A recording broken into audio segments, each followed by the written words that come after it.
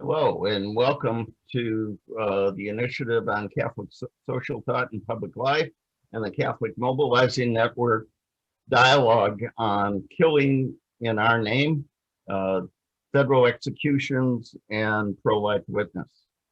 I want to wish you a Happy New Year.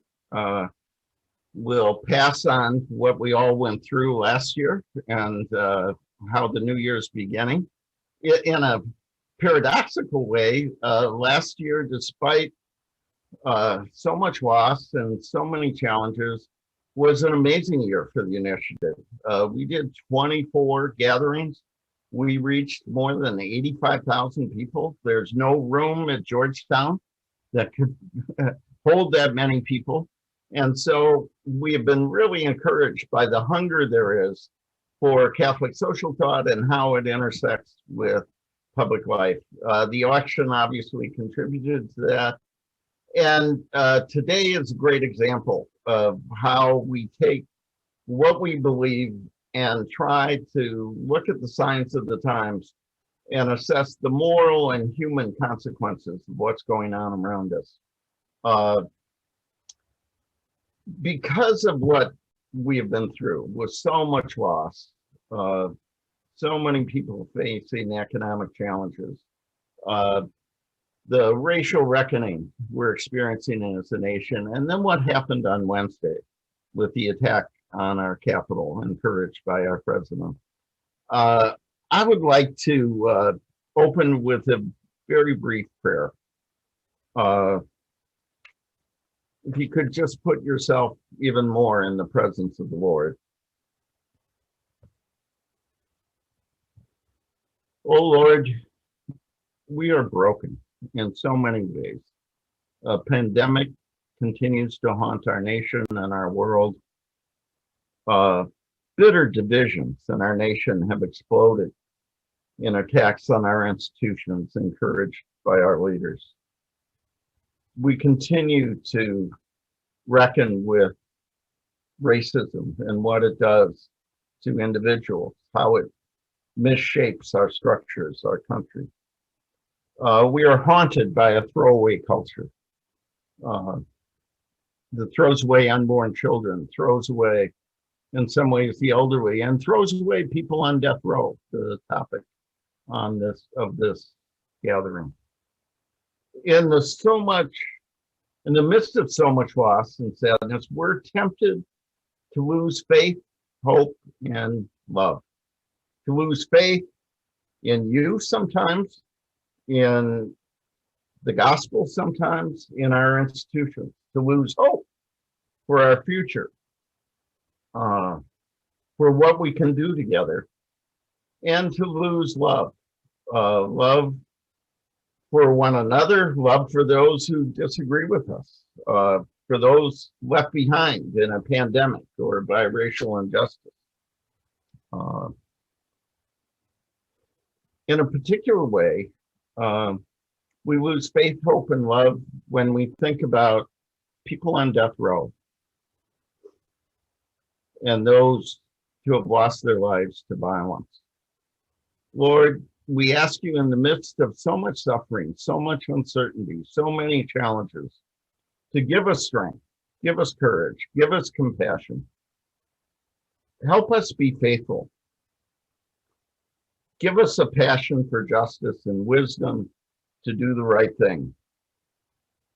We ask in this time of trial for your faith, your hope, your love. Amen.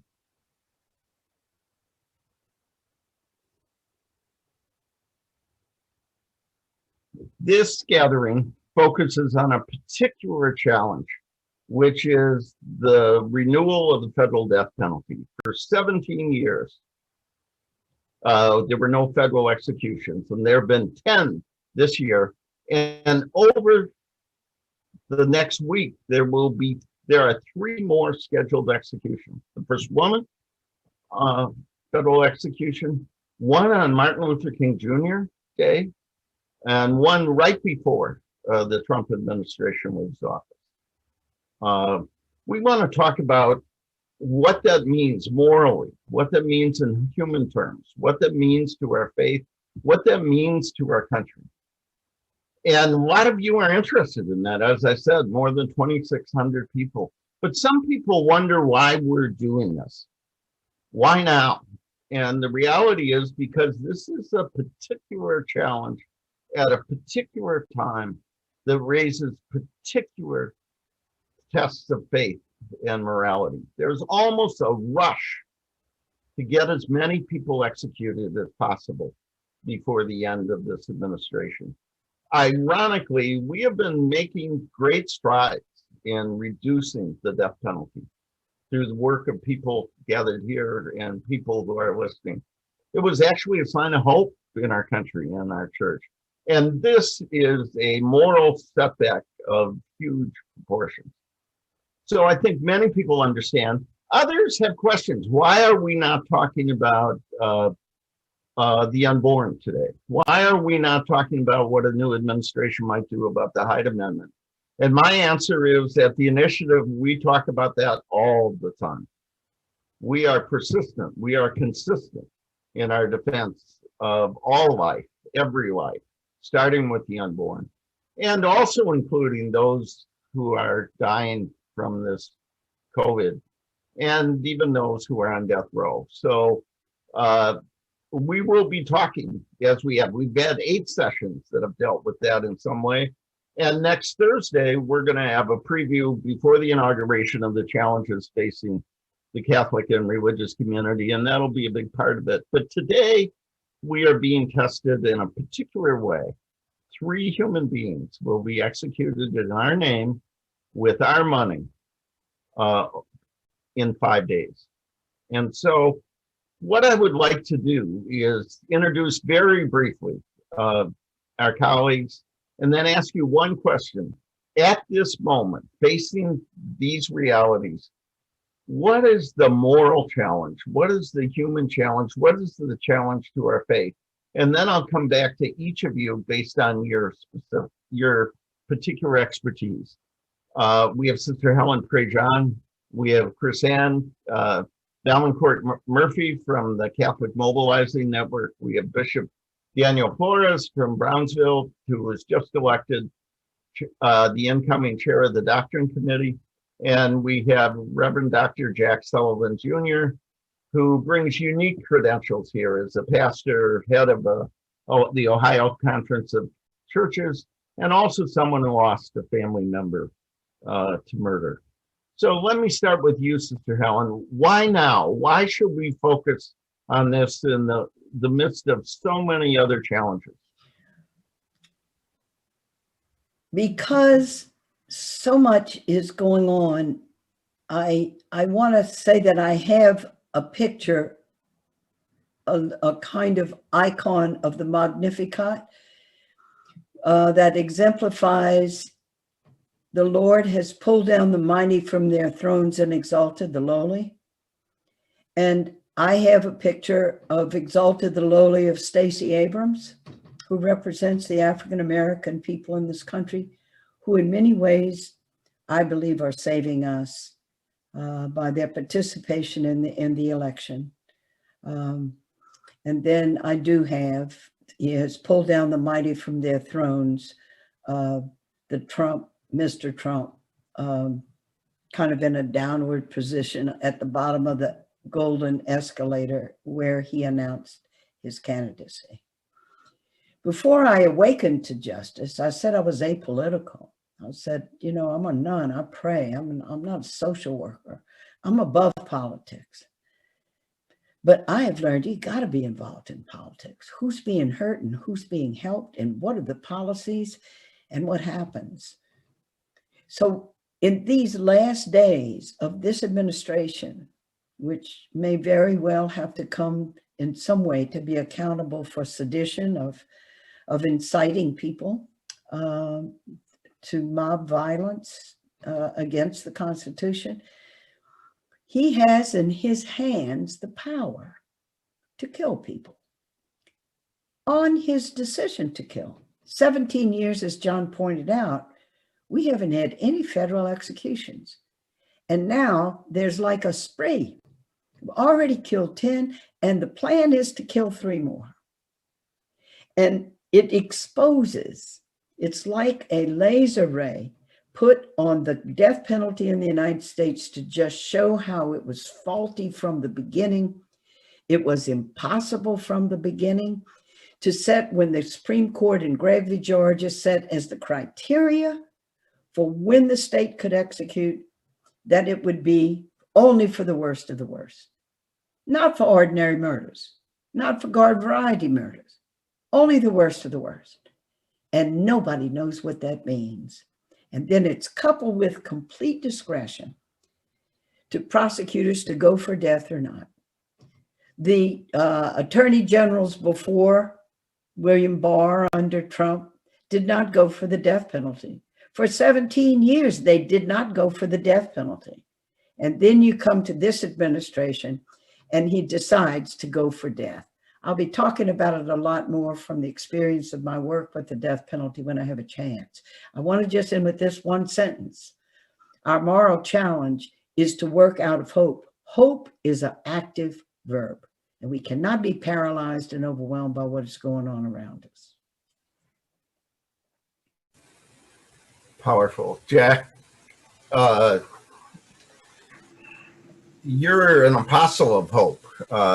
You have been through this as a pastor, as a losing a family member, as an advocate. Why now? Why did you accept the invitation to join this discussion? Well, thank you very much for inviting me. I accepted the invitation as a relative, a surviving relative of a murder victim. My sister Jennifer was murdered 24 years ago in our hometown of Cleveland, Ohio. I have seen the face of death that came about at the hands of another, an intentional, planned death that didn't have to occur, but took place at the hands of another. It is embarrassing to me that the state, in this case, the federal government, would replicate the value systems and the ethics of killers, of people who claim lives through acts of violent crime in our land. I expect the government to invest itself in the things that make for peace and for life and for restoration of lives and wholeness. Months ago, our government undertook an operation called Operation Warp Speed, designed to come up with a vaccine to remedy and prevent or stop the dreaded coronavirus, COVID-19. And I am proud of those women and men who worked so very hard to develop this vaccine across the world and in our own country. That is the kind of warp speed we all can celebrate. However, the president and Attorney General Barr, formerly in that position, have also undertaken Operation Warp Speed with respect to executions in the federal prison. An illogical step that proves nothing, because anyone who has lost a loved one to murder can tell you executions do not give us wholeness, do not restore us, do not help us to grieve. They are, simply put, hollow, empty instruments of death that continue the cycles of death, cycles that claimed our loved ones. And so I'm prepared to say today, do not kill in our names. There is no ethical virtue in that.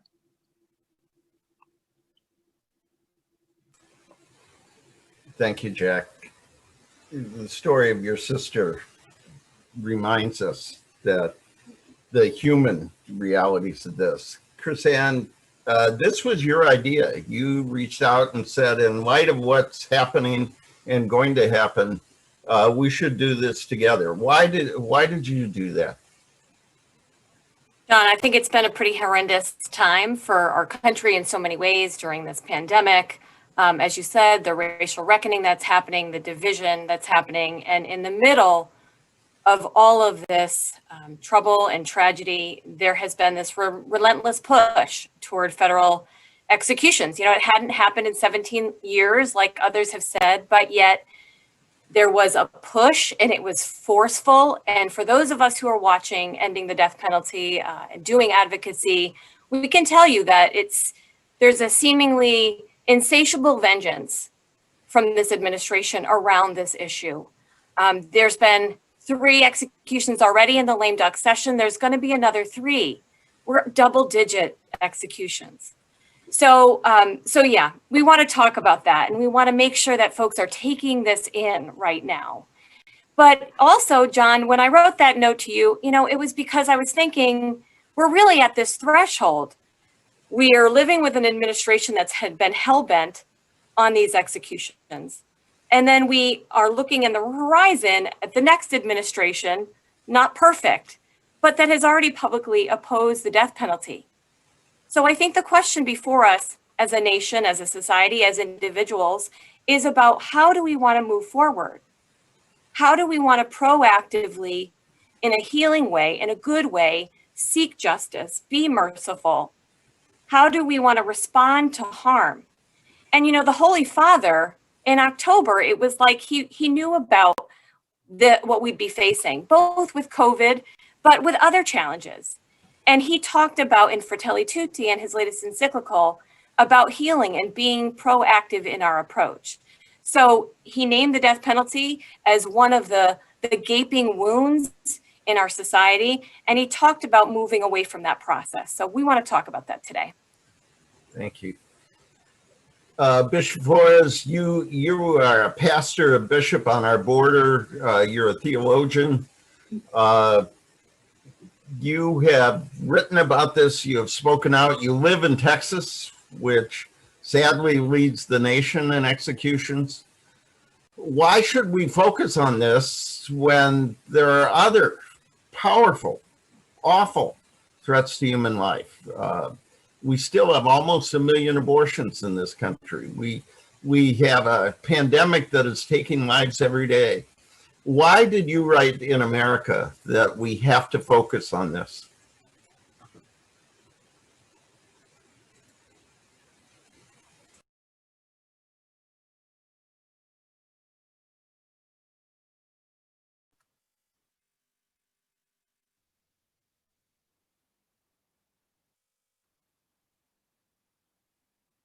There are so many assaults on human dignity all around us, and you're right. They're different and they're distinct.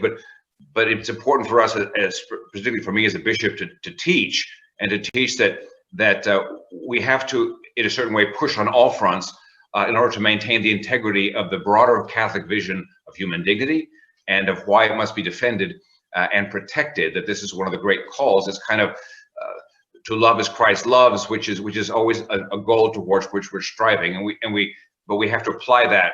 And I think it's important that we teach this and that we push on all the fronts. Yes, the lives of the unborn are extremely precious. The lives of migrant mothers and immigrant mothers and refugees, and the lives of people on death row. All of these are distinct issues, and yet the church has to have a consistent voice about the dignity of the person. And how, in a particular way at this time, and this is why I think, to address the initial question, at this time, that we have to make a witness that the love of life, the love for human life, is not sort of like contingent on when it's convenient or the easy cases, so to speak, but it's in the difficulty of it. It's when it's difficult to love and to show some sense of the dignity of the person. When so many forces want to kind of erase the faces and the names and to erase that dignity. And I think the witness of it all across the spectrum has to be the dignity of each person, especially the difficult situations. And obviously situations on death row are very difficult. Great suffering, obviously is involved with that, but we try to give that consistent witness. Thank you, Bishop. Let me come back to you, Krisanne. I said very briefly that advocacy on the death penalty has actually been a story of success for us, for our church, for others who try and defend human life wherever it's threatened. Executions are going down. Prosecutors aren't asking for it. Jurors aren't doing it. Governors aren't campaigning on it. Tell us about those signs of hope and explain to us what we're up against now. And you mentioned the Biden administration. You're right, not perfect. In fact, we have major areas of agreement and disagreement. How do we get them to move from a stated objective of moving away from the federal death penalty to actually doing it? But a word about the progress we've made and the work we have to do. You and I got to know each other when you worked for Bread for the World. You chose to focus your energies on restorative justice, racial justice, and eliminating the death penalty. How much progress have we made, and what do we need to do now? Well, thank you for that. It's been a while that we've known each other, John, and it's true. I was working on hunger for a number of years and global poverty, but in all honesty, I have Sister Helen to thank for Dead Man Walking and being so absolutely gripped by that film in my early 20s. And I thought if I ever had an opportunity to work on that compelling issue, I would do just that. And so here I am, almost 50, and I'm absolutely committed to working on this because it's winnable, because we don't have to be left in the grips of death and destruction with the death penalty. In terms of the progress that we've made, even over the last 10 years, I mean, there has been exceptional movement. It's been mostly happening at the state level. And as we know, there's been no federal executions for 17 years. So we've been focusing our attention on the states. Right now, 22 states have officially abolished the death penalty. And add another 3 on top of that when you think of those states that have moratoriums in effect. And most notably, California, that was in May of 2019 when Governor Newsom declared an official moratorium in California. That's the largest death row in the Western Hemisphere is in California. And we have a moratorium in that state. So if you add all of the states that have repealed and the states that that have not executed anyone in 10 years and have moratoriums, that's 34 states. I mean, that's tremendous. But we have a lot of work to do still. We know that around death sentences, we know how to get those down. We know what it means to be working towards getting prosecutors who have more of a restorative vision. Already in the last 10 years, we have reduced by 3/4 the number of death sentences each year. We're about 30 annually. And then in terms of executions, the last 10 years, we've cut that in half. And when I say we, I mean all of us who are here and so many defenders and folks, activists around the country. So there's been great progress. In terms of what's ahead of us, we, I think, need to remain vigilant. We certainly can't diminish what's happening with federal executions right now, but that's an aberration. You know, we've been making progress and we need to continue the momentum. So as Catholics, we need to be a strong, mobilized, and persistent voice, calling on our states, our legislators, our governors, but also calling on the new administration that has already opened the door here. Catholic Mobilizing this week has launched a petition to the President-elect Biden saying, thank you for your opposition to the death penalty. We want concrete steps. And so what we've said is absolutely imminently or immediately suspend all federal executions, you know, when you get into office, and then declare an official moratorium for federal executions, commute the sentences on death row, and then work with the Congress and with the states to remove it from law. We've got a lot of work to do, but I think there's a real opportunity in front of us. That was a great summary, both of where we've been and what we need to do. Bishop Flores, I worked at the Bishops' Conference for 25 years. It was amazing and a little bit of purgatory too. But one thing I learned is the Doctrine Committee is in some ways the most important committee. And your brother bishops have chosen you to lead that committee in the future. Part of that is because you have a capacity to share our teaching in a way that invites people in instead of pushing people away. And there is considerable confusion in parts of our community about this. Our church has gone from an institution that used the death penalty, Joan of Arc was not a movie, to suggesting it should not be used except in the most extreme situation, to now saying that out of respect for human life and dignity, it should not be used at all. Can you help us understand how the church, in its commitment to human life and dignity, has come to say that this is a penalty that should not be used, and how people can reconcile this with their own feelings, and sometimes of anger and vengeance, or maybe even politics and ideology? How did the church come to this position, John Paul II, Benedict, and Francis, and how can people begin to own this and act upon it? Yes, thank you. It is a question of a certain sort of a development in the articulation of the church's mind on this matter. As you mentioned, John Paul II already had adapted the catechism to say that only in the most extreme cases. And there, I would say, just kind of in summary, that he kind of focused the issue of the death penalty on what good does it serve in terms of protecting the wider community, and that in most cases at that time, when John Paul II was writing, that it was that the good could be served without the extreme measure of taking a human life. And so, although the church didn't dispute that the state may have that right to do for the sake of the common good, it's simply the conditions were quickly evaporating by which it was in any way necessary.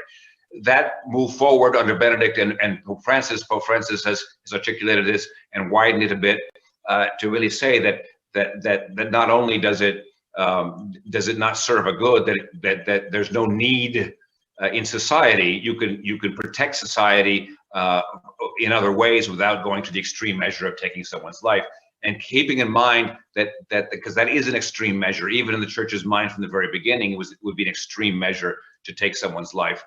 We have patristic examples when the fathers of the church would specifically oppose it in cases because it was not just to do it in so many cases. You know, we should remember that the Roman games with the lions and things were part of entertainment, and people died in this. It took centuries for the church to kind of like push that out of the public mind, although there was an immediate opposition. But this sense of the dignity of the person needed to be defended. It's kind of unfolded up until the time of Francis. And I would just say that Pope Francis is specifically, I think, attuned to the message today, which is that we are in a throwaway culture.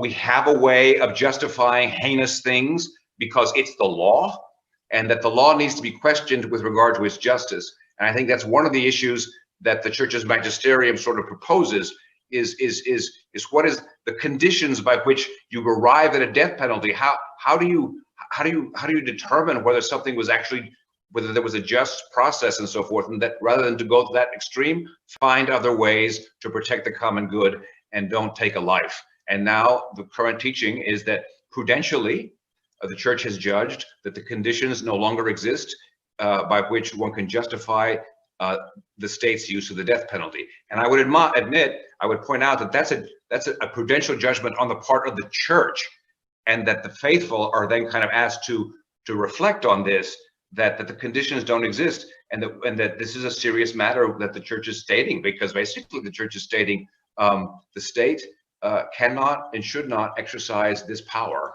and it is a power, and it's a power that has over life and death. And the church is saying, in the current situation, the state should not exercise this power. That's a prudential judgment, serious, on the part of the church on the public order, and that's something that I think that impacts the broader teaching of the church with regard to kind of getting out of this throwaway culture, which kills people to solve problems. And we do that from the unborn all the way to the elderly. We let people die, or we kill people in the death penalty case, to solve problems. And the church is simply saying, enough blood, stop. you talked about John Paul II's leadership. I remember two things. One is the time he went to the prison cell of the person who tried to kill him and offered forgiveness. The second was in St. Louis, Missouri, in our country, where he appealed to us to end the use of the death penalty. And I was in the Hall of Congress when Pope Francis called on our leaders to end the use of the death penalty. Your call to consistency, your example of consistency, is a lesson for all of us. Reverend Dr. Jack Sullivan Jr., Jack, you bring a couple experiences that are really important. You're a minister of the gospel. You're not a Catholic. You're part of the Disciples of Christ. You lead an ecumenical organization, the Ohio Council of Churches. You talked about the death of your sister. You part of this wonderful organization, I believe it's called Journey to Hope, and have worked with other survivors. And you've been a leading advocate on confronting racism and pursuing racial justice. This is a terrible combination of a threat to human life and an example of racial injustice. You wrote a column I just saw in the Columbus Dispatch that talked about the racial dimensions of the death penalty. Can you, as a survivor and as an African-American church leader, Sister Helen talked about the power of the Black church at this point. Talk to us about the injustice of the death penalty in racial terms, and frankly, the misuse of survivors and victims in this effort. Let me first say that as a relative of a murder victim, for me, that crime was among the worst of the worst. I refuse to allow society to affix a scorecard to determine the quality of murders in our land. One murder is the worst of the worst for those of us who have lost loved ones to crime. Having said that, if it is true that I have invested myself in ministries of racial justice, and many people call last year a year of racial reckoning, I've told myself that white churches last year should have adopted a new hymn for their singing and worship by Don Henley called "The End of the Innocents," because there is no innocence any longer. There is no cover any longer. We know that racism is real. Systemic racism is real. White supremacy is real. And these affect policies and decisions in our land, particularly with respect to criminal justice.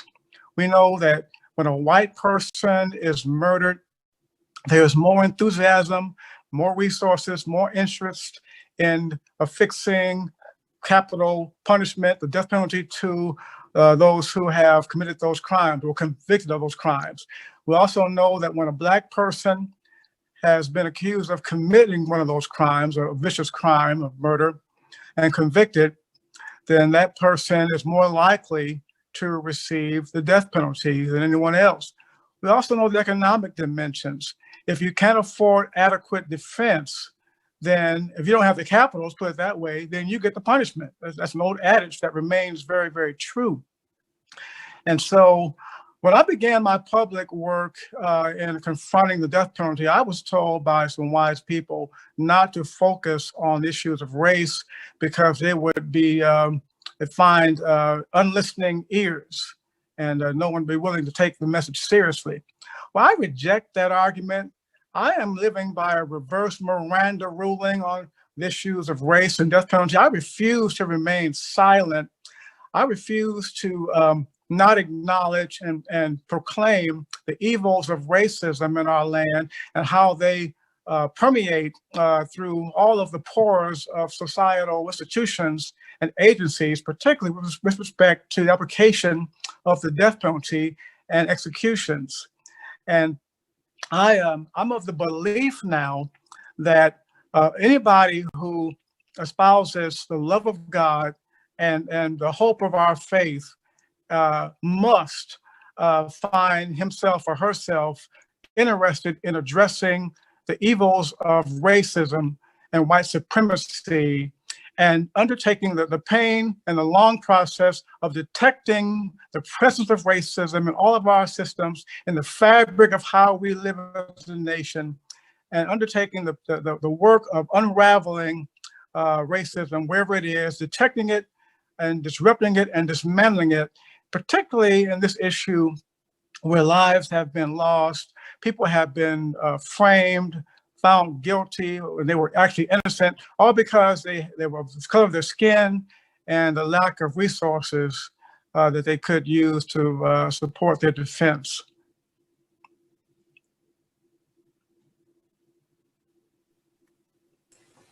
Thank you, Jack, both for reminding us of the human dimensions, but also of the structural dimensions of this. This is an issue of criminal justice. It's also an issue of racial justice, a profound one. Sister Helen, we're going to turn to questions in a moment. You should be seeing across the bottom of the screen where to submit your questions. We've got lots of them already, but I want to turn to Sister Helen as our cleanup hitter. Sister Helen, you are our leader on this. I've worked for cardinals. I've lobbied politicians. I don't know anybody who's made more of a difference on an issue than you have on this. Krisanne talked about the movie. I don't know anybody who can keep their humility when Susan Sarandon wins an Oscar for portraying your life. If lots of people have read Dead Man Walking, they should read River of Fire, which is your personal journey. One of the things that has impressed me so much is you are a both and person. You defend the person on death row, but you reach out to the victims and survivors. You remind us that every life is precious and that all dignity needs to be respected. How do we, in such a divided society, ideologically, politically, racially, economically, build bridges so that we decide that we can't teach that killing is wrong by killing people who killed other people? You're teaching a whole generation, a whole nation this, as we're about to put 3 people to death in 5 days.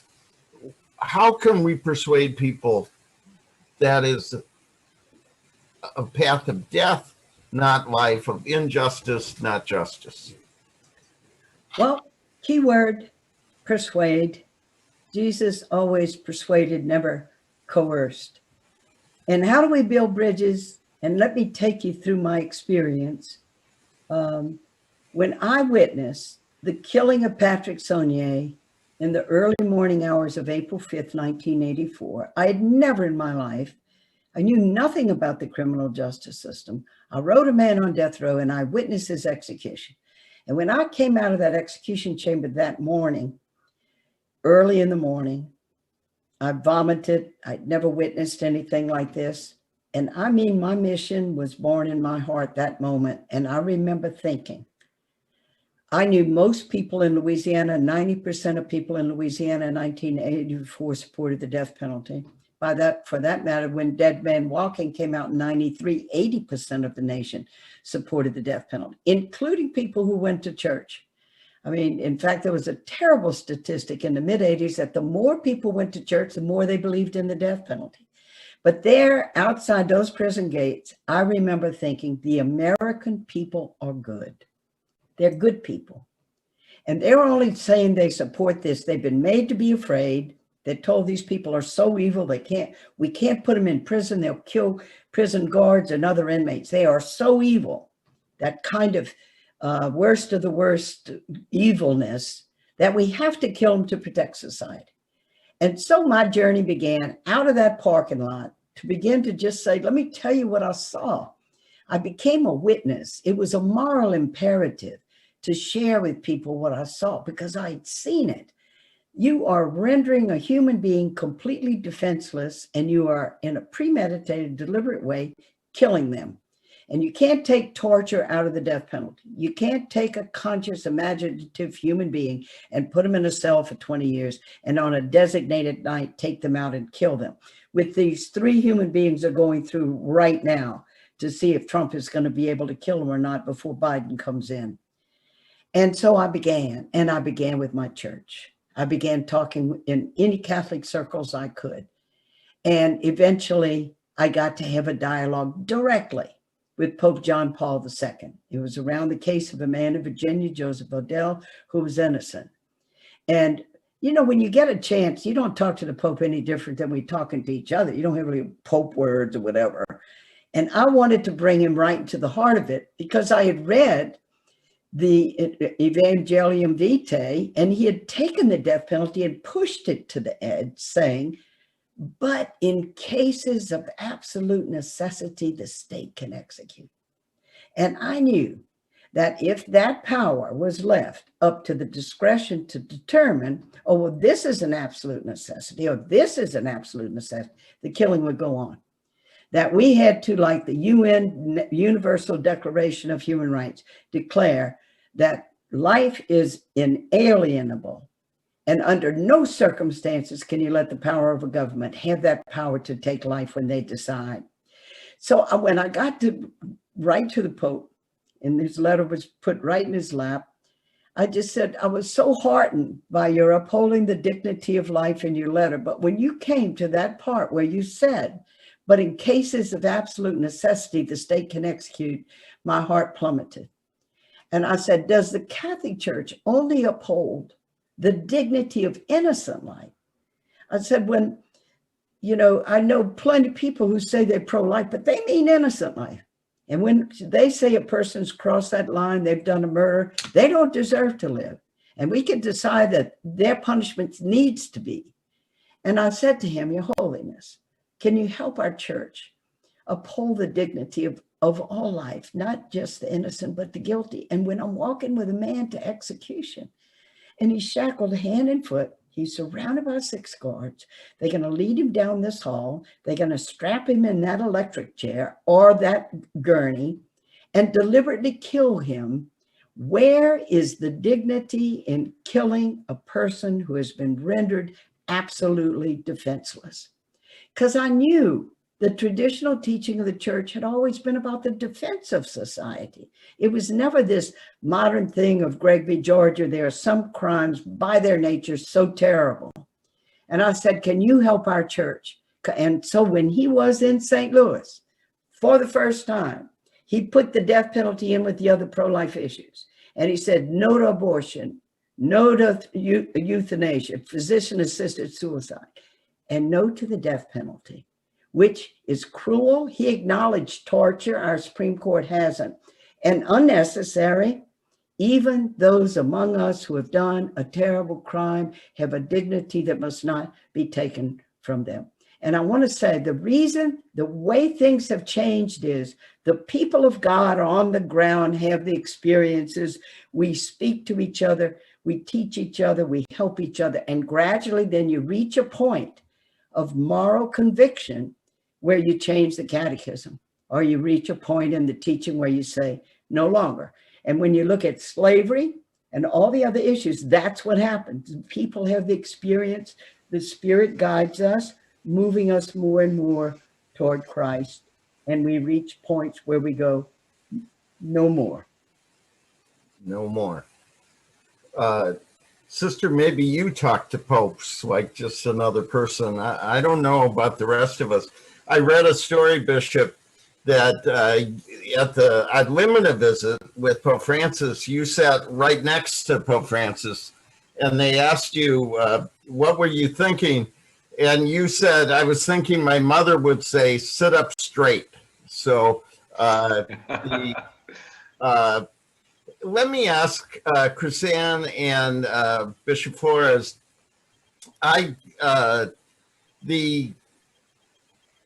we have a whole bunch of questions about how do we make this an integral part of Catholic life? How do we invite people in? How do we share the message at the parish level in our schools? How do we build bridges in terms of anti-death penalty, anti-abortion? How do we see this as a matter of faith rather than a matter of ideology or politics? How do we share what we believe about human life and dignity instead of simply expressing our political or ideological views? We have a whole bunch of questions about how do you move this powerful message at the parish level, at the community level. Bishop Flores, you're a teacher, a pastor. This is really the message, the mission of the Catholic Mobilizing Network. How do we share this message in a way that people can act on it? Well, I think it's important that we do address it on the parish level, and I think to be realistic, we should be prepared for like some very tough, because people can often have or can cling to a certain way of looking at a lot of issues, not just, I mean, certainly the death penalty is a certain way of, and not really being open necessarily, but you have to initiate and listen to people and talk about the broader vision of the gospel with regard to human dignity. And you need to kind of invite people to kind of see that there's a lot of threats, and that we have to be united as a church in affirming that the God who became one of us and was born poor and had to flee for his life as a child, as a sort of a refugee, and the same one who was a condemned criminal and crucified on the cross, automatically changes the vision by which we understand the human condition, and that it's a call to a certain kind of mercy and a lifting up, and that changing of the vision affects every aspect of human life and the way we kind of respond to each other. We can't simply say that person doesn't deserve to be here. That's because that's not our judgment. I recall that, you go back to, John chapter 8, the one time in his public ministry, Jesus had a chance to say, yes, the death penalty is justified, is when they brought the woman caught in adultery. And they said, the law of Moses says, and he didn't deny the law, but he addressed himself to the condition of the ones who were condemning. That's what he did. He said, who of you?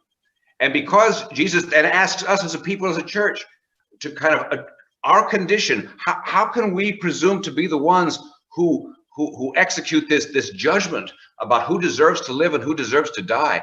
And this kind of thing has to be talked about. We have to listen about it, and it has to happen on the local level. I agree with so much. Sister spoke so eloquently, but this looking, you got to look at people's eyes. I mean, and you got to talk to them. I just to kind of summarize here, because there's also an issue of the immigrant child. I mean, look at the immigrant child and then tell me that we shouldn't be trying to protect them. Look at the person. You have to look at the person. Otherwise, it's just a statistic. It's just a problem, and it's their problem. And the government takes care of that. We'll let the government take care of that. And the government is us in the end, and that we're responsible. That's all.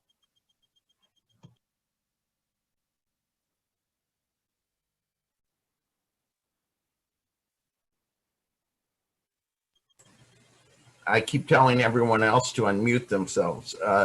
The government is us, the bishop said. What can we do right now? In two ways. One, there are these executions scheduled in the next several days.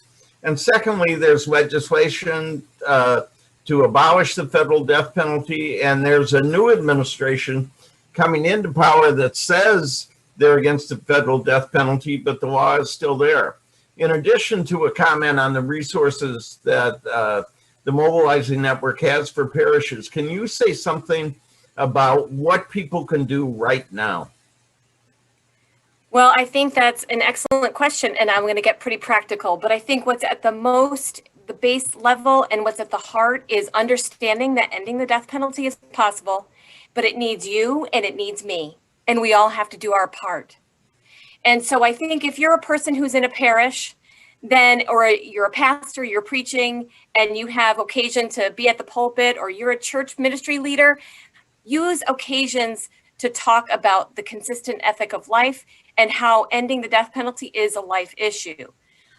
So Catholic Mobilizing Network has tons of resources and materials to help people do this work. We're a lay-led organization. We work very closely with the Bishops' Conference, and we have all sorts of resources that can help people educate, advocate, and pray for an end to the death penalty. So if you're doing formation work, if you're teaching a class, if you're a chaplain, or you're teaching, religious education, and you want to do something on social justice, you want to bring in this issue, we have tons of resources. I think it's important to humanize this issue, as Sister Helen always does.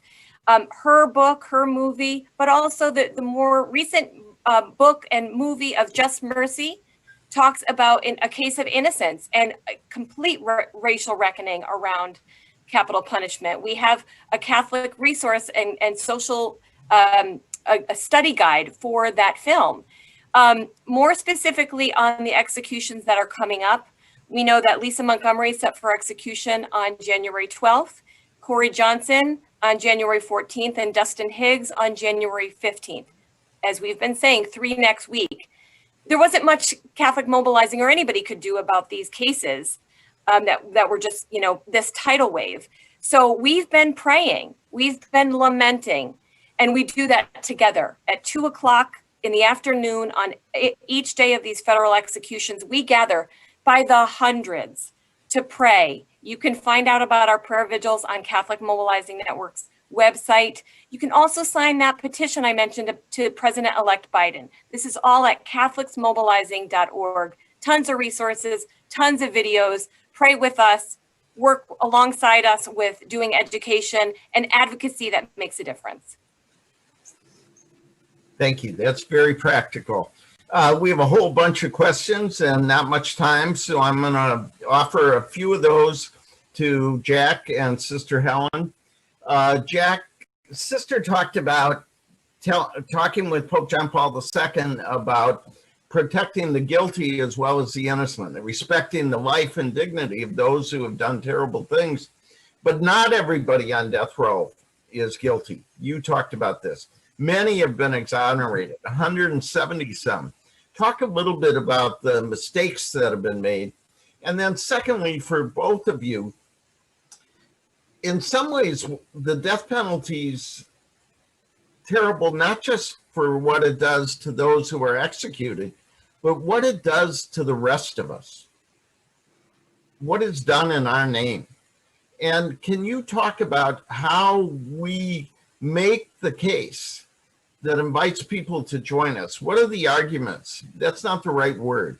What are the values? What are the stories that persuade people to choose life, not death? So exonerations, what it does to all of us, and what are the ways we can invite people in to join us? If I may, people who've lost loved ones to murder, who are part of the Journey of Hope from Violence to Healing, my organization, we're not anti-accountability. We want the right people caught and tried and convicted. We don't want prosecutors to cut corners, to cheat, to make up evidence or deny testimony. And we don't want people who are on trial to not have adequate defense. We want the right people, and we want the right and fair and just set of circumstances to be in place as people are brought to trial.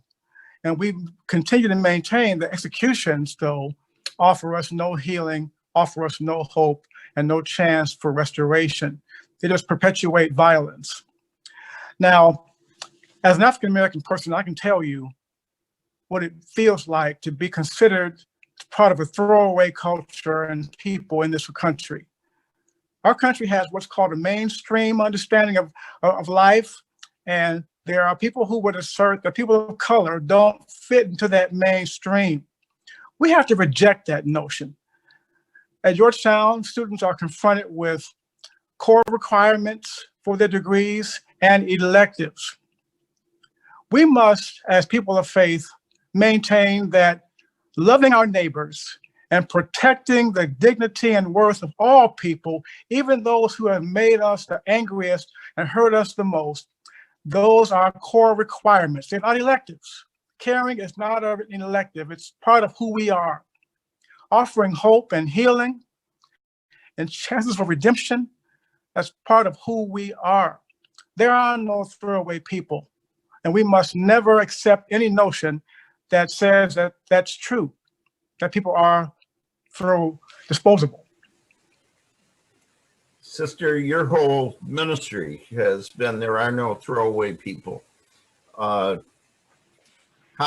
do we get people to understand that? How do we make the case?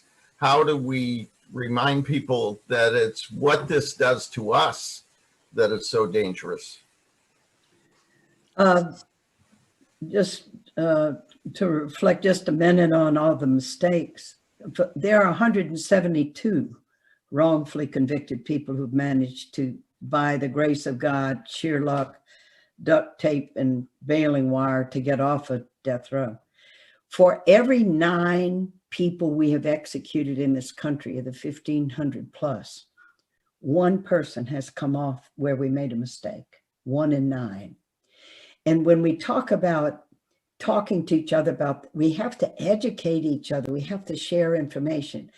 All these, the conversations about a death penalty, an initial conversation is fine, but we have to go deeper with our fellow Catholics, or with anybody, we have to go deeper. Like all the misunderstandings that are going on in the country today, it's education and community where you bring people together in smaller groups. Every parish has the possibility of setting up adult education. We used to think that would be like a nice little extra thing. It's integral to understanding the gospel. Look how Jesus was. He would gather his disciples around and he would teach and they would discuss. He didn't just do sermons on the mount and then publish what he said. It's an inner journey. And with the death penalty in particular, it's a journey of conversion. Because to be outraged at the death of innocent life is morally ethical. It is ethical to be outraged when innocent people are killed.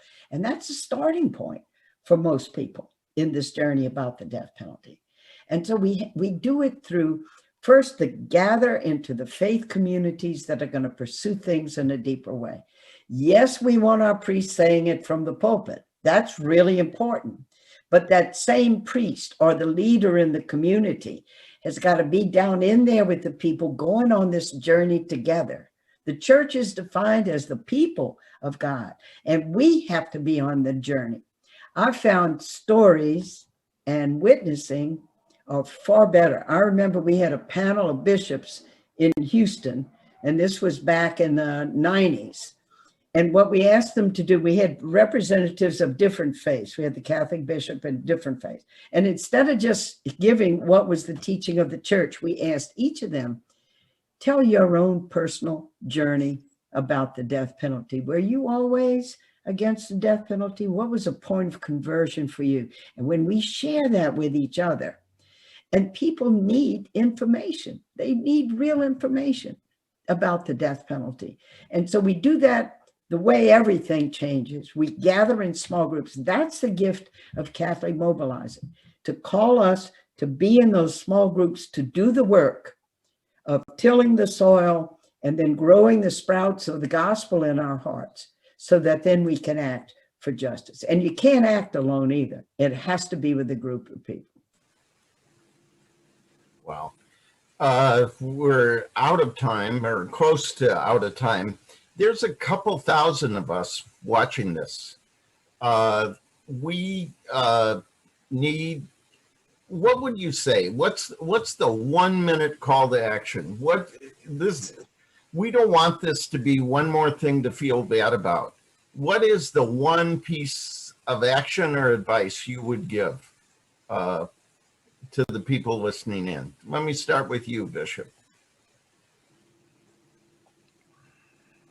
1 minute call to action, and this may sound a little bit perplexing, but to my mind, I think one of the most urgent needs for the Christian mind, and certainly the Catholic faithful in the United States especially, is we've got to commit to starting first from the gospel. And I'm urging people practically read the gospel every day and think about it and pray about it, and let that be what gives you the light to judge what's going on around us.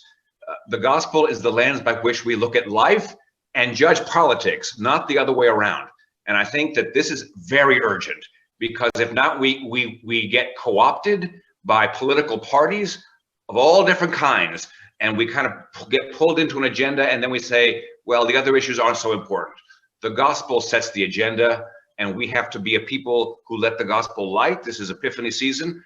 The light shines in the mind that moves the heart, and then we can do something, but it comes from the conviction that we know the mission that Christ has set us on. That's my advice. Powerful. Jack.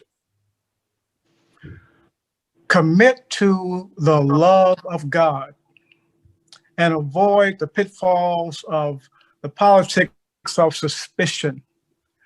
Love of God then propels us to be agents of hope and healing and justice in the marketplace of ideas and all of our communities. We may never get to meet everybody and say we love them personally, but we can act for justice in policy making that will help people experience that love of God that means so very much to us. Move beyond the confines of our own organizations, our own church bodies, our own cultures, and know people who are different than us. Hear their stories, take them seriously, and allow the love of God to call us to act on their behalf. That's why we're church. Anybody can go to church, but being the church is all that matters. Well, we've heard from a teacher, we've heard from a preacher, now a leader. Krisanne, you already gave us some suggestions. One thing each of us can do. I think each of us can simply ask ourselves, what's in my sphere of influence? What can I do? And find that one thing and do it around ending the death penalty, especially if you see it as part of a culture of death. You see it as part of the woundedness that needs healing that our Holy Father is asking us to address right now. Do one thing to help educate, advocate, or pray for an end to the death penalty. Sister, you've changed me, you've changed our church, you've changed our country. What is one thing that we can do to keep changing all of us? For us to learn to be prophets.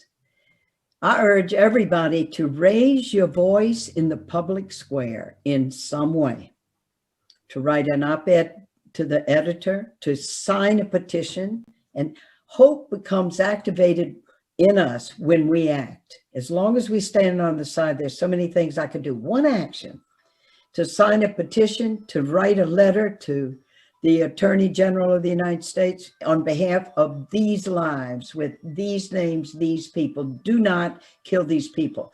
And to raise our voice, to do that. And once we begin to raise our voice, once we begin to get in the current of the river where we are activists and with other people, then life surges in us. That's why I say hope is an active verb, because when we act, the hope flows through us. Hope is an active verb.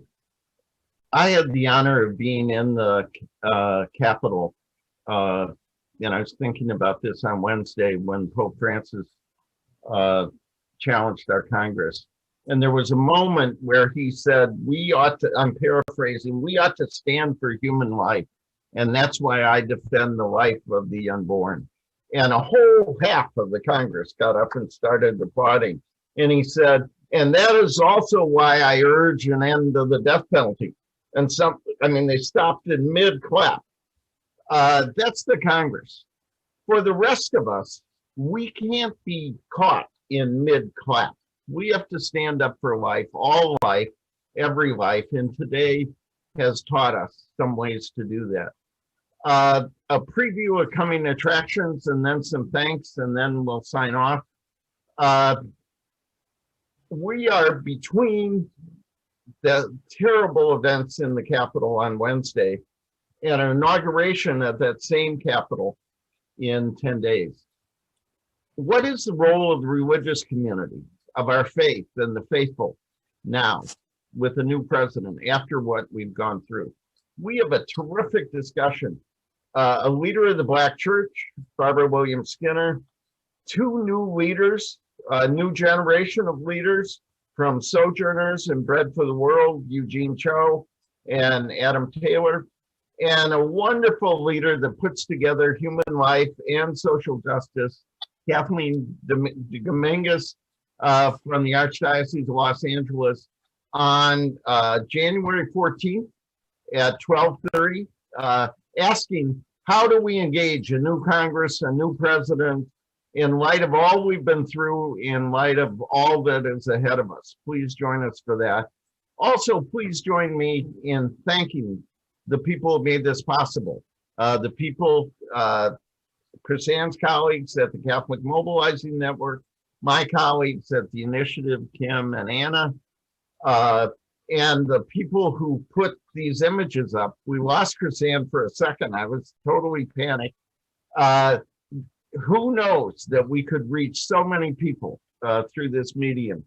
Lots of people made this possible, but the people who lifted our hearts at a sad time are Sister Helen, Krisanne, Bishop Flores, and Jack.